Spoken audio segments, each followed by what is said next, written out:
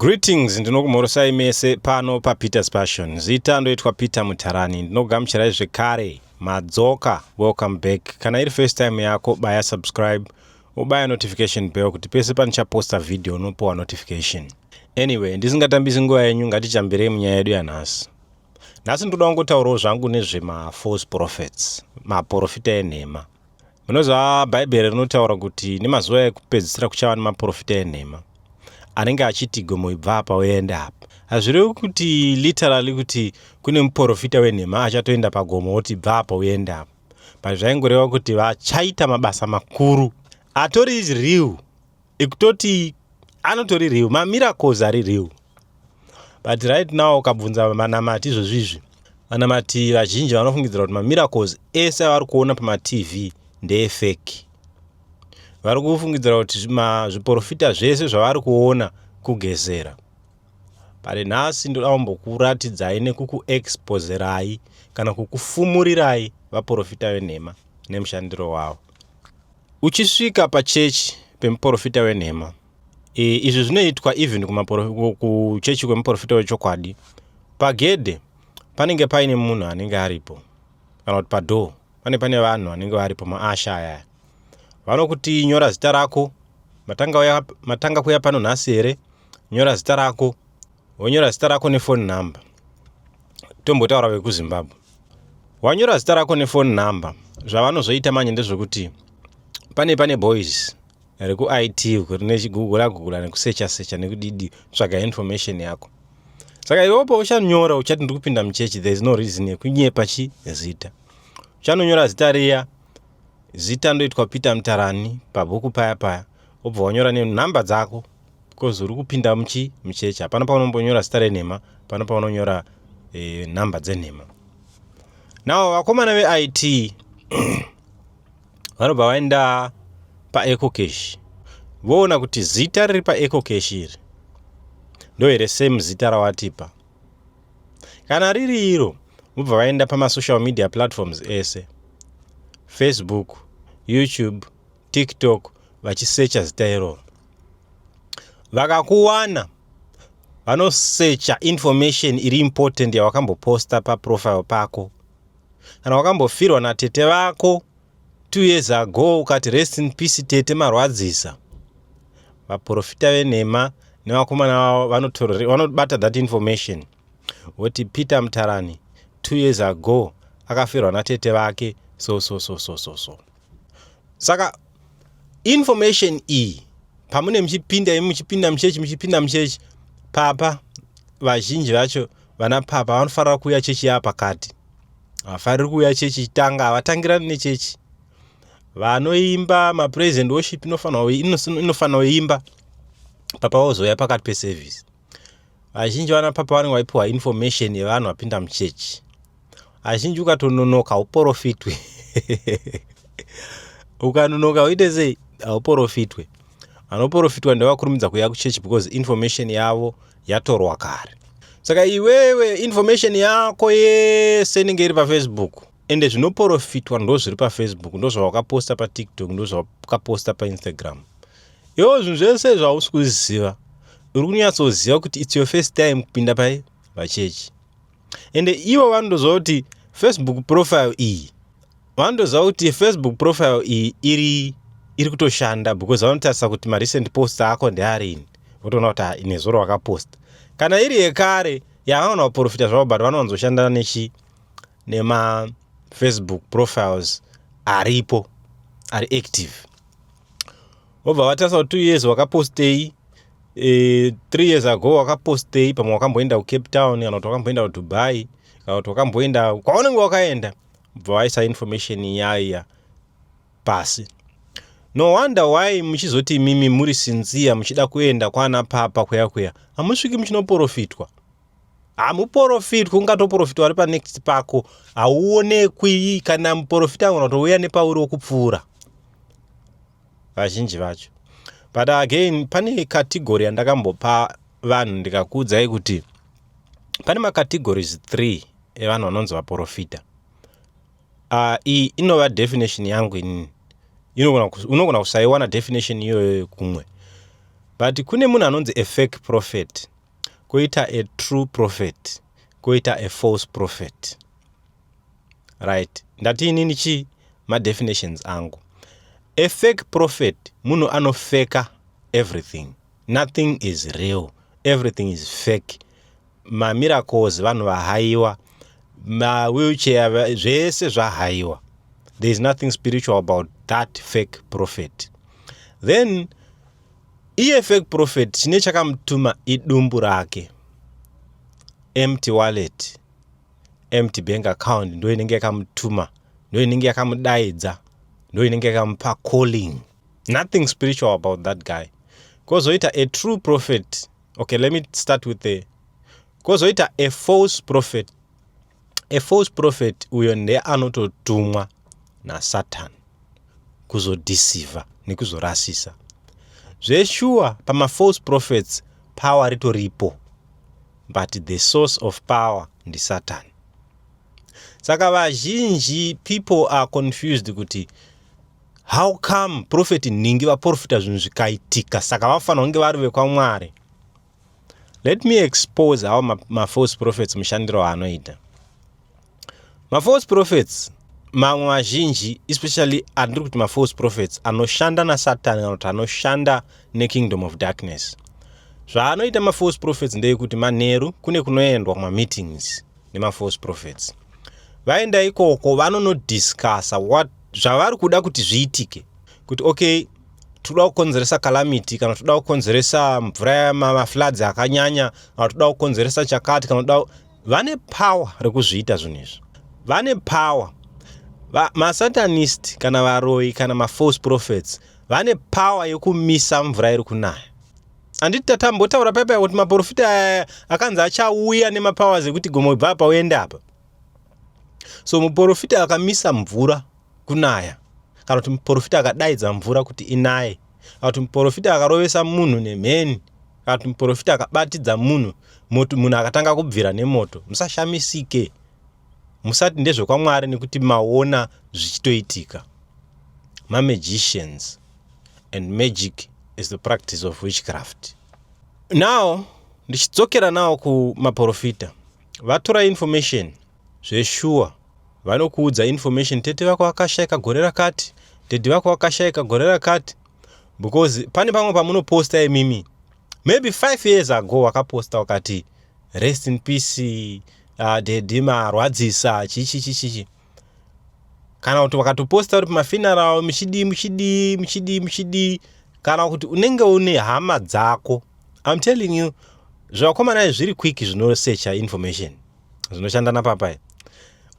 Unenge une hama yako iri padhuze yaunenge wakaedha paFacebook paipai kuti ndo close relative yangu, zvinonosearcha zvotonosearcha information yehama iyoyo kuti akazvarwa gore ripi, zvazodai papa vopiwa. Saka papa vanopiwa information yakatowanda yekuti vanotozongoita cherry pick kungochuza kuti hayo ndoda kutaura nezveizvi, ndoda kutaura nezveizvi, kana ndoda kutaura neuyu. Saka ndosaka muchiona vaprofita vaya pavanoprofita havaprofiti zvinhu zvine musoro. Vanoprofita zvinhu zvakaitika. What's the reason yekuprofita zvinhu zvakaitika? Alright, tete vangu vakashayika 2 years ago. What is the reason yekuti unondiudza zvinhu zvakaitika? Unless maybe uchindipa solution. Panondipa solution yei tete vangu vakashayika kare. Ende kune vanhu vanofarira kuprofita zvinhu zvaunotoziva iwe kuti zvinongoitika kumunhu wese, unzi baba pane mhepo dziri kukuteverai dzekumusha kwenyu zvazodai. Ndo chiprofita chaunototi hanzi ndanosangana nemunhu waMwari akandiudza. Munhu wese anotori nemhepo dzekumusha kwake dzinomutevera. But kuti dziri kuaccessa here, dziri kusvika here padhuze newe, ndo zvinozongosiyana chete. But otherwise kune mhepo, but otherwise kune mhepo dzekumusha kwemunhu wese dzine chitongoda kumutevera, dzida kumuvhiringa. Saka you can't tell me kuti hanzi iprofesi. Munhu wese andotsomiwa nenyaya idzodzo. Saka uyu muprofita wenhema wandiri kutaura nezvakewo, anofeka zvinhu zvese, anotohaya vanhu. Kuhaya vanhu, ende havazombohayi munhu akaremara zveshuwa, vanotohaya munhu agara atori right. Vomuisa pawheelchair kana kuti vomuita something. Vazhinji timu ramuri kuona paya vari kuacta, vari kubhadharwa. then kozoita iva ma-false prophet andanichitaura kuti anoshanda nemweya zvechokwadi. But maprofita iwaya anoshanda nemweya manje anotofotela, anototaura zviprofita zvichauya kuti gore rakati president akati ndiye achapinda, gore rakati president Trump vachashudwa nzeve, kana kuti gore rakati anything chichauya anotokuudza muprofita wenhema, the false prophet. Izvozvo manje zvinoitika sei? Kandikuudzei. Vanhu ava vanoenda kuma-underground meetings kunoplaniwa maplans naSatan. Mukatarisa imimi pane chikatuni chinonzi The Simpsons, chinopredicta the future, but hachisistombori, vanhu vacho havasitombori religious. Why vachipredicta the future? In a way kuti vanoziva, vanogadzira zvimakatuni zviya vanenge vachiziva, because vanenge varivo ve-underground, vanenge vachiziva maplans aSatan kuti 2030 kana kuti 2050 tikuda kuti president ningi atonge. Saka pavanokuudzai mimi vanokuudzai maplans arongwa kukingdom of darkness. Saka imimi chero zvinhu zviya zvikauya zvikazoitika munobva mati munhu uyu aita munhu waMwari nekuti ataura chokwadi. But kwete, maprofita enhema akazara. Ende ndambokubvunzai, kana tawirirana nawo kuti maprofita enhema akazara kunze uku, which means message yenhema ndo yakazarawo. Hazviiti kuti kuzare maprofita enhema kunze uko, message yauri kuziva izvozvi, message iri popular about the gospel izvozvi, I'm telling you, yakadistotwa. The gospel vakadiluta, vakadira mvura. Vambotengeserwa mukaka wakadirwa mvura, ndozviri kuitwa izvozvi nevaprofita venhema. But manje Satan zvaanoita manje haachanyi kuenda kure nechokwadi, because anoziva kuti akanyoenda kure nechokwadi munogona kukurumidza kuzvibata. Mamwe mazi-religion aya kana kuti mamwe mazi-denomination aya mune muchifungidzira kuti ndo ari padhuze nechokwadi, ari padhuze nechokwadi stereki. Kana kuti vanhu vamune muchoti chechi inopfeka zviri modest so iyoyo. Chimwe chinhu chiri kuitika ndechekuti even vaprofita venhema vacho, vamwe vacho vari kutodeceiviwawo naSatan. Havasi kutoziva kuti ndiSatan. Yes, ndo zviri kutoitika. Vamwe zvavari kuita ndezvekuti vari kuenda mumakomo vononamata kana kutsanya 3, 4, 5 days, 7 days, 10 days munhu ari mugomo achinamata achitsanya. Then kouya a spirit mugomo kana kuti munzvimbo mune ma-fallen angels, kana kuti even Satan chaiye anotoziva kuti mune munhu ari kunamata mugomo. Anenge achitozviziva because unenge uchikonzeresa something kunyika yemweya, saka anotoziva. Therefore kuti adavire munamato wako kana kuti akumise kukondinya neprayer yako, anokutumira a fallen angel. Fallen angel inosvika pauri, intention yayo not to harm you, because ikada kukuwadza unoprotectwa naMwari. Saka inouya in peace. Jesu apedza kutsanya 40 days and 40 nights, Satan akaendako. Aendako Satan aenda kunodi, aenda kunoudza Jesu kuti bow down to me, ndokupa zvese izvo. Nanhasi uno izvozvi maprofita, kune maprofita atori sincere ari kufunga kuti arikuita basa raMwari nhasi unoyu, but asingazivi kuti spirit yaari kushanda nayo ndeyaSatan. Just like n'anga zhinji dzamunoona kunze out there, ivo pachavo vari kutofungidzira kuti vari kuita zvinhu zviri genuine, but kune spirit dzinouya nemazita evanhu vari mubhaibheri. Kune maspirits ari kuuya nemazita ana Johani, kune maspirits ari kuuya nemazita ana Gabriel. Kana funga ndiri kunyepa, tarisa ma-religion mazhinji unzomutangiro waakaita. Chimuslim chaicho chinotaura kuti message yakauya naGabriel. Saka ndi Gabriel upi? Ende ivo pachavo vatori sincere, vatori sure kuti message yakabva kuna Mwari. But isusu tiri kuti message yakabva kupi? Kumukomana Gabriel. So zvakaitika manje ndezvekuti Satan ane a copy yeheaven yake. Satan ane ake ma-24 elders, Satan ane ake ma-angels, Satan ane wake Michael, Satan ane wake Gabriel. Saka hapasi pese paunonzwa panodaidzwa Gabriel pane pachitodaidzwa Gabriel kwaMwari. Hapasi pese panodaidzwa Michael pane pachidaidzwa Michael kwaMwari. Isusu hatina mvumo yekudaidza Michael, hatina mvumo yekudaidza Gabriel.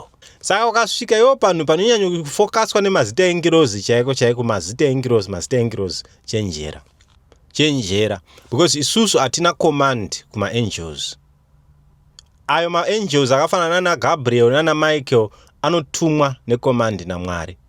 So vaprofita venhema vamwe vacho vakatodeceiviwa, vaenda mumakomo, ukauya fallen angel ikauya yakapfeka nguo chena, yakapfeka garments yakafanana naJesu wamunoziva uyawe ari pamapikicha uyawe, ikauya ikati my son ndini baba vako, enda unotanga sangano pakati ndichava newe.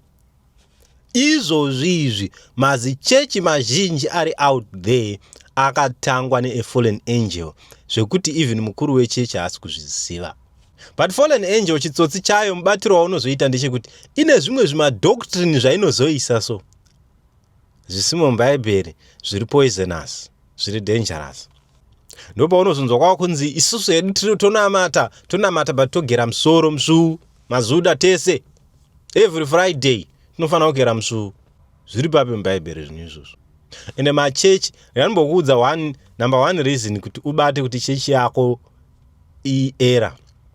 Kona chechi yako ichiti isusu chete tisiwe kudenga, chenjera. Handisi kuti chechi yako ndeyenhema, but ndiri kuti inini ukaona chechi yauropinda ichiti isusu chete tisu chaivo, chenjera. Because Mwari haasi Mwari wemadenominations, Mwari haasi Mwari wemagroup. Mwari haapinde apostori, Mwari haapinde Pentecostal, Mwari haapinde Baptist, Mwari haapinde any church, but Mwari ndiMwari mutsvene. Saka chiri kudiwa naMwari utsvene, chiri kudiwa naMwari harisi denomination. Mwari achizouya Jesu achizodzoka, haasi kuuya achizobvunza kuti iwe wakaregere kupinda apostori, iwe wakaregere kupinda Roma, iwe wakaregere kupinda Pentecostal, iwe wakaregere kupinda non-denominational, o wakaregere kupinda Savada. Asi zvichabvunzwa naMwari, achati utsvene. So I'm not saying kuti church dzese out there ndedzenhema. Panotori nechechi dzechokwadi, but chechi dzechokwadi kazhinji kacho hadziwandirwe nevanhu. Chechi dzechokwadi chaidzo hadziwandirwe nevanhu, nekuti zvinonzi izvo nyama yakaora ndo inomharwa nenhunzi zhinji. But kune mamwe ma-false prophets anotoziva chokwadi, akatoromba zvekuti anenge achitoziva kuti ndakaromba. But chinoitika ndechekuti anoita sei? Anoshanda ne-fallen angel kana kushanda ne-the spirit of the dead. Bhaibheri rinotaura kuti ndiani anoziva the spirit of man kunze kwespirit of man. Saka spirit yemunhu ndo inogona kucommunicata nespirit yemunhu.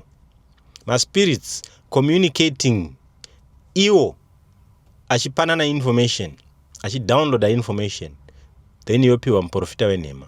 Kana kuti muprofita wenhema anenge achishanda ne-fallen angel, yekuti muprofita wenhema iyeye kana akaenda pane imwe nzvimbo inenge ine humwari zveshuwa, that fallen angel iyoyo inosara panze nemademons ayo, zvese zvinofamba nemuprofita wenhema zvinofamba panze. Saka chero mukaleya mahenze enyu sei pamusoro pemuprofita wenhema iyeye, anenge asiri demon possessed, but anenge achingoshanda nemaspirits, anenge achingoshanda nemafallen angels. Saka fallen angel ndo inenge ichimupa zviprofita, ndo inenge ichimupa information about certain people. So don't be deceived nema-false prophets. Savhiringwa zvenyu nema-false prophets. There are many out there. Ndakava experience. Rekanimbokuudzai my experience neumwe muprofita ari famous wekuZimbabwe. Ndakamboenda ikoko, vanototi ivo havabhadharisi, havatori mari or anything. Pandakati ndichisvika ikoko vanhu vakanzi tie line. That part iyoyo hairecord, makamera ese anenge akadzimwa time iyoyo, but anzi tie line. Saka pakanzi title line paya kukanzi pari kuda kuraiziwa mari pano, saka munhu wese ngabate something. Hakuna munhu ari kuuya kuzonamatira asina chaakabata. Tiri kuda kuraiza mari pano yekutenga generator. Saka ane mari hombe ndiye ari kutanga kubatsirwa. Munhu antori popular, antori famous zvekutodaro, zvekuti mese munotomuziva. Then vakwanzi vakatanga kudaidzira 1000 pakashaya akaenda vachidzika pakazowana munhu akaenda kutanga anga ne $600 ndiye akaenda panumber 1 kunosangana nemunhu waMwari. The list rakaenda richidzika ndakazonobatirawo kuma $10 ndokwandakagumira because hana ndisinawo mari. Akusi kare zvinhu zvandikutaura zvinhu zvekare zvinhu zvakaitika 2 years ago. Pandapinda muline ndandiri kumashure kweline mashure kweline pandaisawo $10 but vanhu vanga vari mberi kwangu vaitodarika kuma 100 maybe 150 somewhere there. Vanga vabhadhara vamwe vanga vabhadhara ma600 500 zvichidzika kusvika akabvisa $1 vakabvisa vasina chavakabvisa. Ukazoona mubatiro wavakaita manje vakazongorowa huma manje zviya zvekuti muprofita anongonosvika ngoti kambama achitopfuura achienda. Ndokunamatirwa kwakange kwakuitwa vakange vasina kubvisa mari dzine musoro, but vanga vabvisa mari dzine musoro vaitoprofitwa zvekutoitwa nemo. So ndirimo muline muya hako ndapaipisa kuti atakamira pazuva makamera akanzi makamera muchechi. Zvavanoita manje ndezvekuti makamera ese anenge ari muchechi. Kune munhu waMwari anenge ari kunze. Uku chechi itori ongoing. But munhu waMwari anoti vese vabva kure uyai kuno munotonopiwa zvimabheji zvekuti mabva kure. Ma-international visitors. Tatoro nacho tiri ma-internationals. Takatonogariswa kumacheya emberi kuti chinzi ma-international. Profita akaprofita zvichienderana nemari yaunga unayo. Muprofita mukuru ndotaura munhu mukuru wamunotoziva mese Zimbabwe yese. But ikoko manje makamera anodzimwa. Hakune kusina kamera neyechitora ikoko. But muchechi munotonza atibhadharise, but kuside uko kune kwakamira vanhu vangauya nevanoda kubatsirwa kune kusina kamera. Makamera zanenge ari muchechi because muchechi mune service ritori ongoing. Present worship ichitoimba iri mukati vanhu vari panze vachinamatirwa. So utanamatirwa paya tanamatirwa muprofita asvika pandiro bata dumbu bandi pahuma banditi ndiri kuona imimi mune ruoko rwemari muchaita mari. Handitozvirambi zvekuti ndichaita mari. Ndakazvinzwa kakawandisa. So I'm just excited there ndiripo paya. But inini manje chinhu chandoziva ndechekuti ndine calling. But handizuti calling yei, but I'm sure haisi yekutungamirira sangano. Iyo handidi zvangu. Handidi zvangu yekutungamirira sangano. But I know somewhere somehow ndine calling. Maybe calling yangu ndeye kubatsira vanotambura. Maybe calling yangu ndeye kunamatira vanorwara. Handizivi, but all I know is that ndine calling. So kazhinji ukasangana nemuprofita wenhema akaona kuti une calling kana kuti une chipo chiri pauri, usually anochitora from you. So what happened there, muprofita akatondudza kuti mune chipo so muchada kuzoshandiswa naMwari zvakadai. But akanditi ndoda kuti muzondiona chechi yapera. Kuona muprofita adaro hapana zvimwe zvinhu zviri serious zvaari kuda, but ari kunyatsoda access yekuti anyatsokutorera gift zvisina kana kuvhiringwa nevanhu varipo. Anonokuitira a special prayer. It's either anonokupa holy water or holy oil or something. Kaona wapiwa something like that, kazhinji ngwarirai mvura dzedze.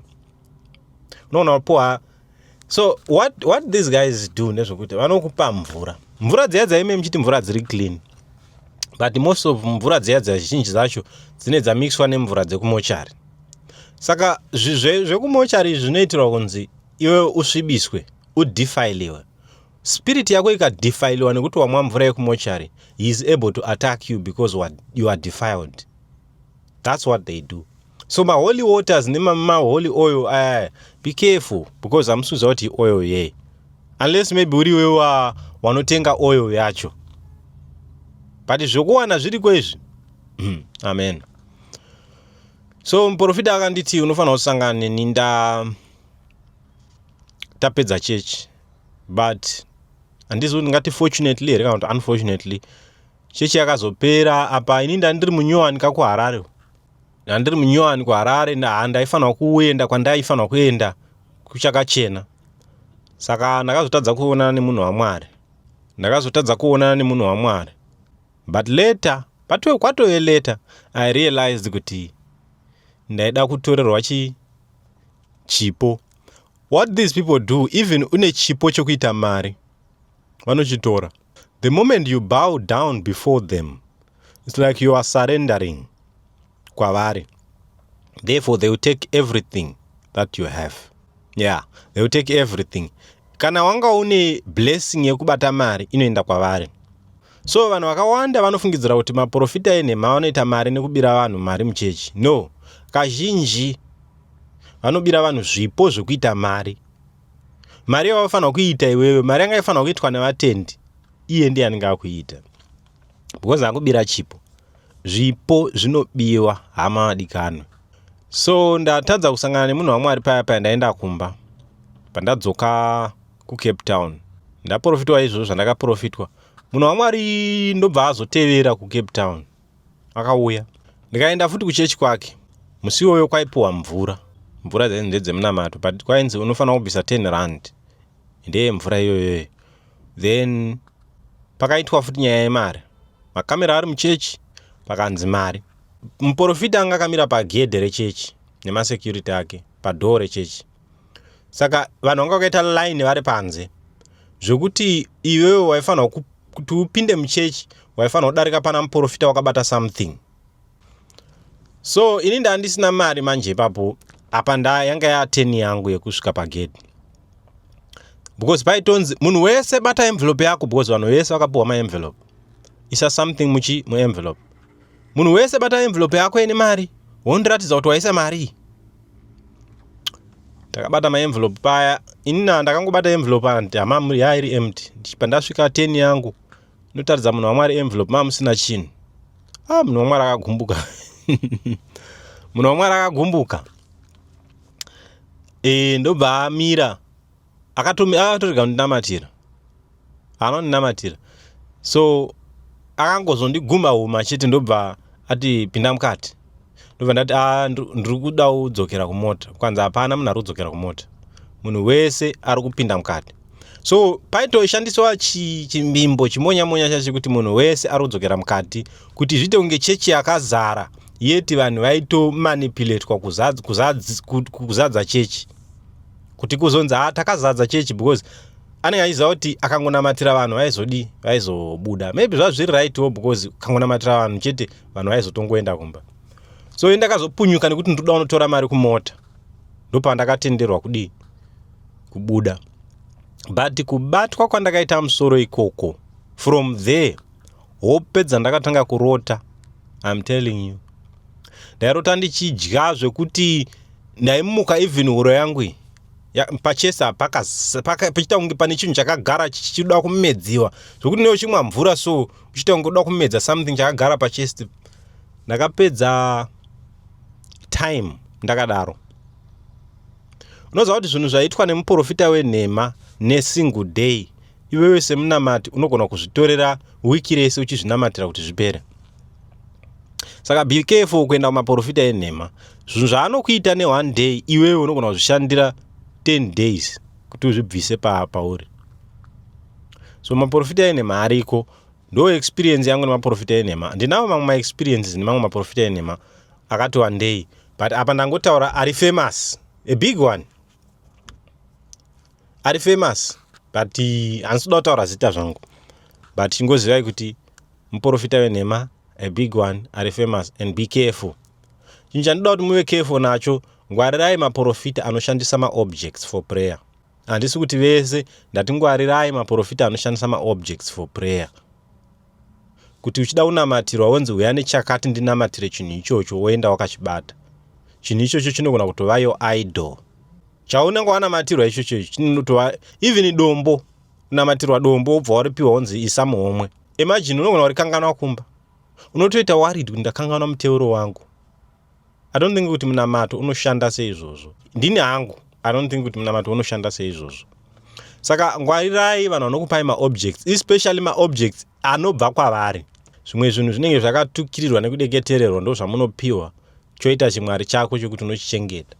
Unopiwa wristband, unopiwa zvinhu zvakawanda wanda, zvimatauro, vamwe vanokupai zvidhina, vamwe vanokupai.